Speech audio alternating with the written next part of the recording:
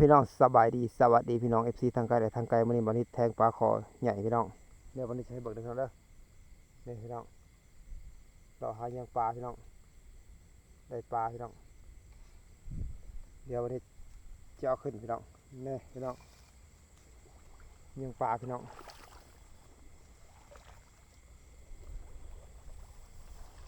พาพี่น้องลงมาหาเลาะยังปูยังปลาพี่น้องเดี๋ยวมาเบิ่งผลงานกันผมสิได้ลายบ่เพิ่นนี่สิได้บ่เพิ่นพี่น้องปลามีเลยพี่น้องปลาไห่ปลาลายพี่น้องขอวันนี้แทงไอ้ตัวนี้เดี๋ยวมันไก่พี่น้องเดี๋ยววันนี้ขออนุญาตใส่ของพี่น้องจะไปบ่พี่น้องเอ้ยเยอะเอ้ย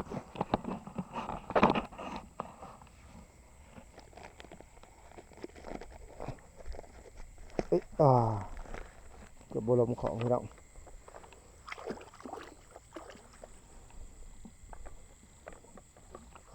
ไปเดี๋ยวอย่างเราหาใหญ่ต่อพี่น้อง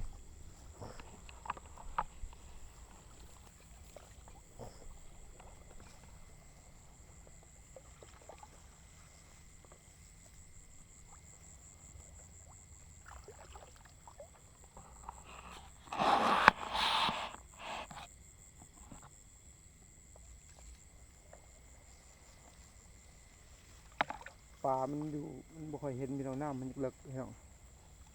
ถ้าน้ำบ่เลิกก็จะเห็นพี่น้อง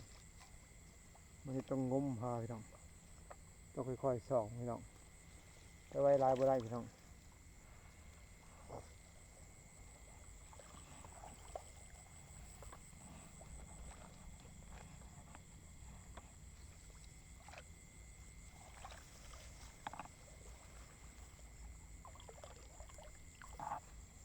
แล้วนี่น้ำมันขุ่นพี่น้อง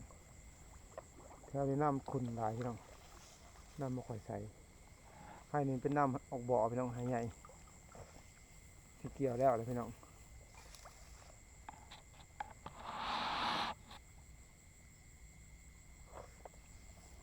เดี๋ยวเราไปดูกันพี่น้องโอ้ยลมเลยพี่น้องเลยแค่นี้ลมพี่น้อง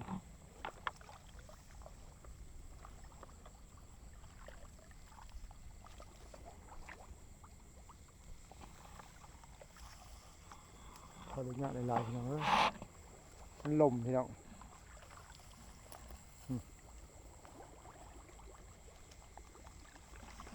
ปลาที่บ่ค่อยเห็นแทนพี่น้องอันนี้มานิดลุยเลยพี่น้องเบิ่งดูน้อง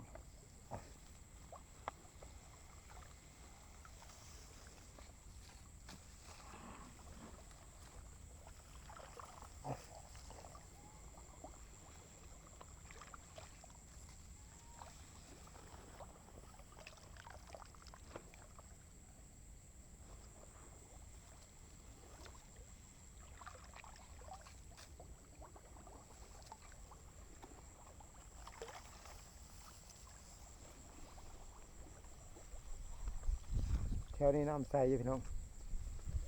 แถวนี้น้ำอาจจะใสอยู่แถวนี้น้ำมันออกบ่อพี่น้อง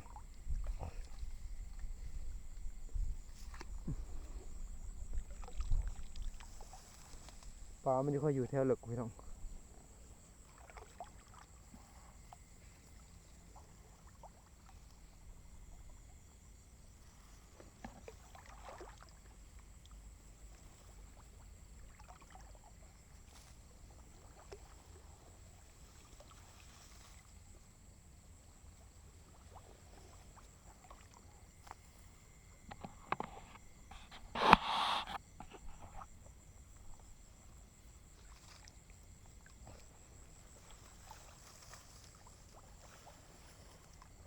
ตัวใหญ่มาชิลี่พี่น้องปลาขอตัวที่ใหญ่นะมาชิลี่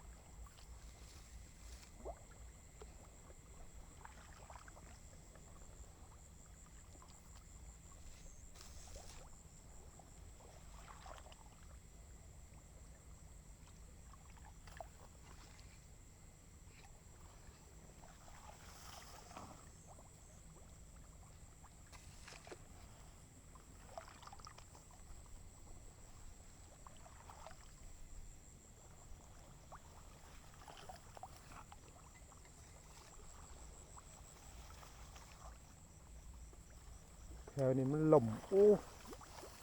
ลมอย่างนี่นะเลยพี่น้อง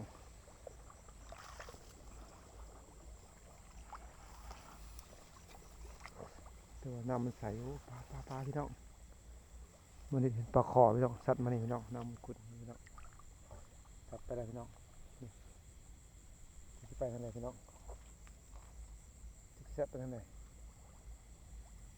นี่สัตว์มันนี่พี่น้องน้ำมันขุ่น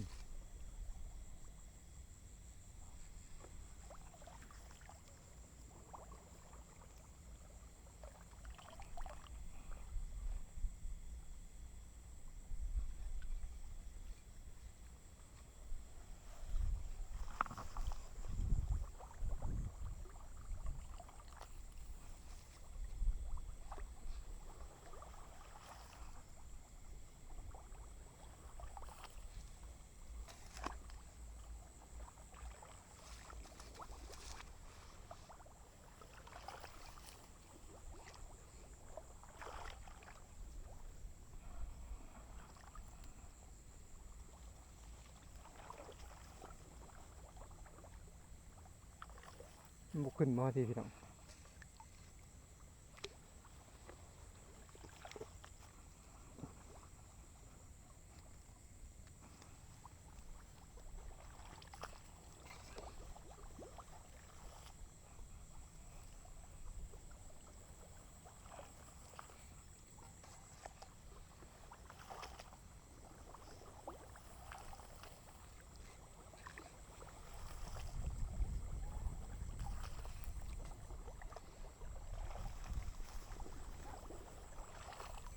แถวได้น้ำออกบ่อเพื่อนพี่น้อง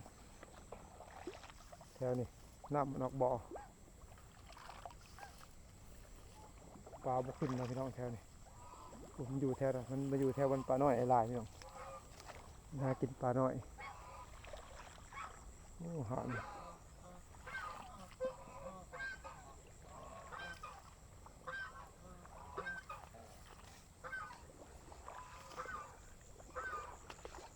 โอ้ลมอย่างแห้งเลยพี่น้องนี่น้ำออกบ่อพี่น้องนี่พี่น้องน้ำมันออกบ่อ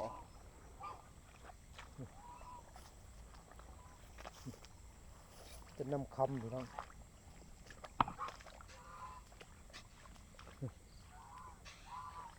ห่านพี่น้องเป็ดบริเวณ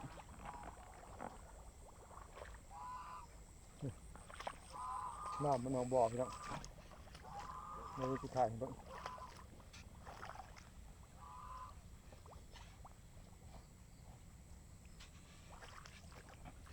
ก้อยเล็กขบตีนเนาะน้ำมันออกบ่อพี่น้องมีพดน้องเห็นแล้วไม่ไหนแล้วน้ำหอมพี่น้องกินกันได้พี่น้องใช่ปะนี่มันจะออกมาจากพี่น้องนี่น้ำออกบ่อพี่น้องน้ำคำมันสิไหลตลอดเลยพี่น้องมันออกมาจากพี่น้องนี่แต่ว่านี่เทียงอยู่เลย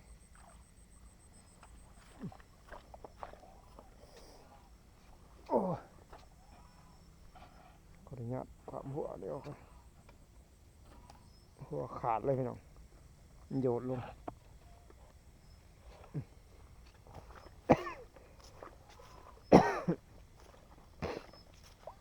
เดี๋ยวเบิ่งผลงานกันพี่น้อง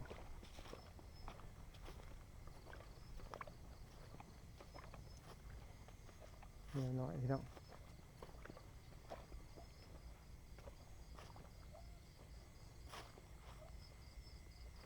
แมวแมวแมวเดี๋ยวหน่อยพี่น้องพูดไปแล้วพี่น้องมันหากินเดี๋ยวหน่อยมาหากินพี่น้อง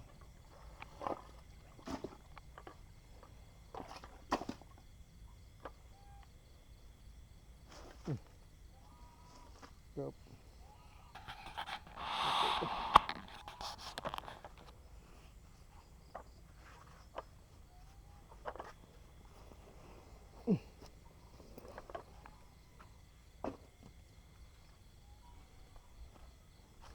เดี๋ยวผลงานกันพี่น้องมือนี่ก็สิได้ลายกันพี่น้อง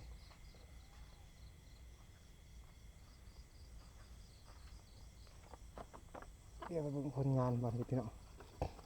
เดี๋ยวขออนุญาตเอาสวิงเลยพี่น้องโอ้ของ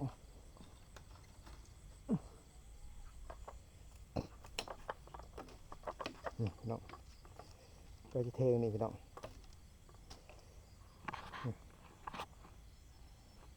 ใส่ของ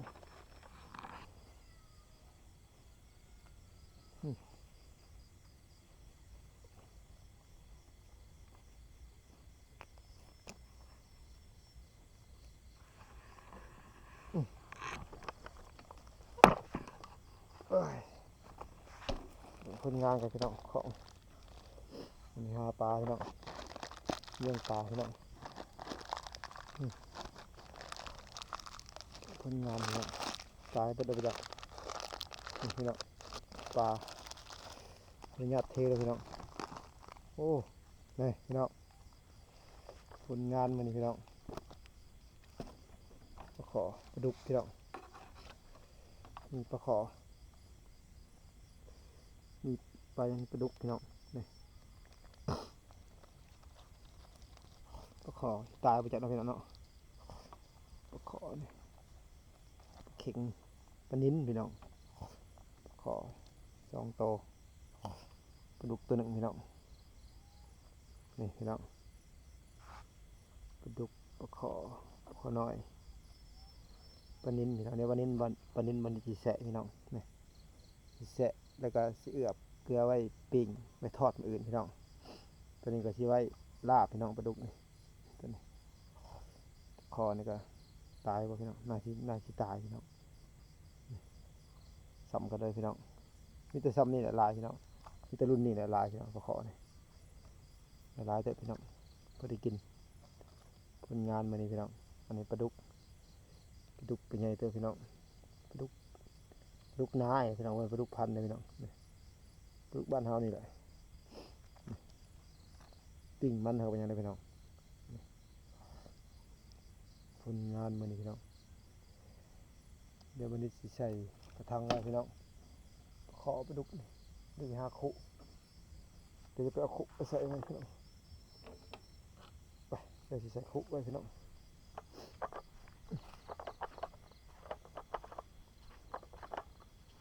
เช้านอนแล้วบ่แม่กับลูกเฮียนนอนแล้วไฟก็สิเบิดพี่น้องเอ้ยกล้องอัดสิม่วนเด้อพี่น้องเด้อวันนี้ขออนุญาตจับเอาคุพี่น้อง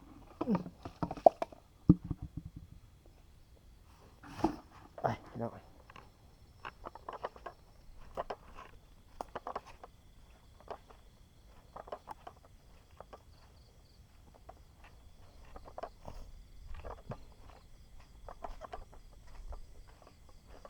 ไฟเบิดเลยพี่น้องเอ้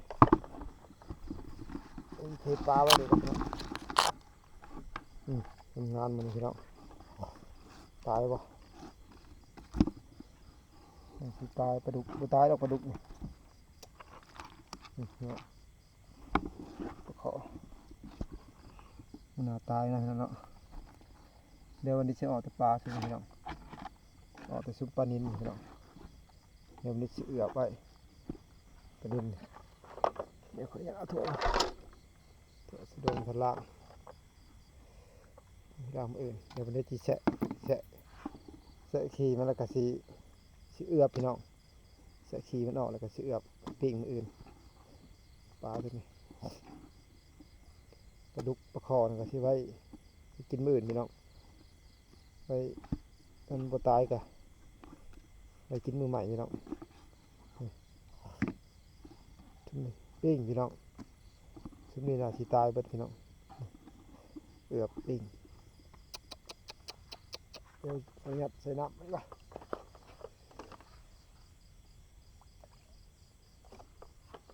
ใส่พี่น้องใส่น้ำไว้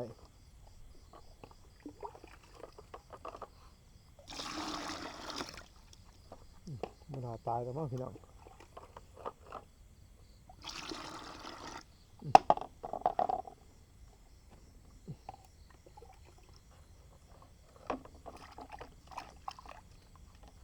ตัวนี้ปิดไว้พี่น้อง